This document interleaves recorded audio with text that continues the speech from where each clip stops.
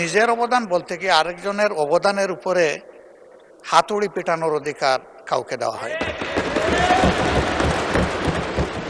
তিনি পার্সোনালি আমাকে হার্ট করেছেন।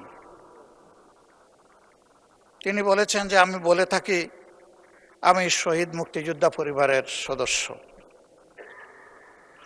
তাহলে ইনি এটাকে চ্যালেঞ্জ করছেন। 2 নম্বর, উনি বলেছেন কোনো মুক্তিযোদ্ধা কিংবা শহীদ মুক্তিযোদ্ধা পরিবারের কেউ জামাত ইসলামী করতে পারে না। তাহলে উনাকে জিজ্ঞেস করে করা লাগবে? এটি আমার নাগরিক অধিকার। আমি কোন দল করব, কোন আদর্শ আমি অনুসরণ করব, এর উপর হস্তক্ষেপ করার ন্যূনতম কোনো অধিকার রাষ্ট্র কিংবা সংবিধান কাউকে দেয়নি। আমি এটার তীব্র নিন্দা জানাই।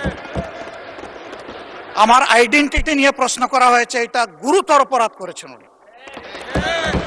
আবার আমার আদর্শ সিলেকশনের ব্যাপারে উনি কথা বলেছেন, এটা বাড়তি অপরাধ করেছেন। আমি অনুরোধ করব মাননীয় স্পিকার, তার এই অসংসদীয় অংশটা এখান থেকে যেন এক্সপাঞ্জ করা হয়।